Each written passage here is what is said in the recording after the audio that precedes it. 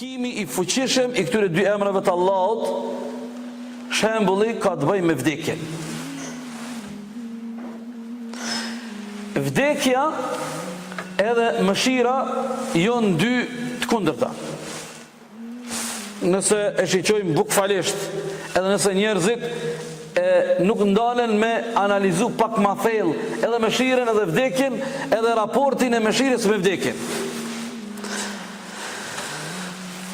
Në procesin e vdekjes, që Allahu ka caktu për çdo krijesë me përjetu këtë moment, shihet fuqishëm ndikimi i këtyre dy emrave të bukur të Allahut, Ar-Rahman dhe Ar-Rahim. Që ti analizojmë disa anë të vdekjes. Përmendoni të mos ekzistonte vdekja, nëse njerëzit nuk kishin me vdek në jetën e kësaj bote. Jeta me këto parametra, çfarë ne jetojmë, bëhuni të bindur, s'kish me pas lezet. A nuk i kemi ndine shumë njerëz që Allahu ju ka e bereqet dhe kanë mundësi materialet mira, kur ata shumë herë nga zhgënjimi deklaron jam i pakënaqur. Kjo një. Dy, që po e marim një shembull tjetër. Po e zojmë nëse Allahu kishte caktuar ne me jetu kanë 1000 vite në jetë.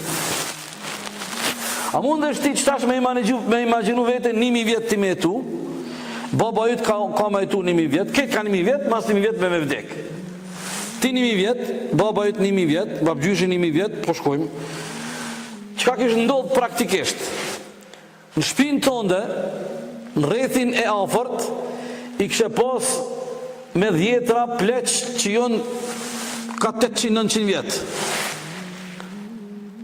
Na sot kemi krizë, po unë shumë seriozisht jam të fol. Na sot kemi krizë, ka filluar në shoqërinë tonë problemi i të moshuarve. Po hapin shtëpia të pleqve.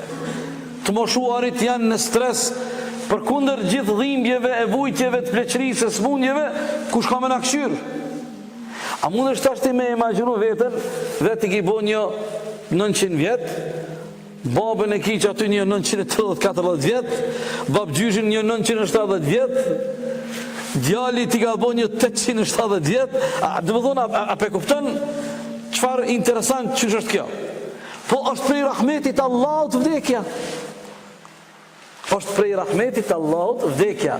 Dhe pikrisht tek vdekja, shihet ndikimi dhe gjurmë të emrave të bukur të Allahut te baraka wa taala.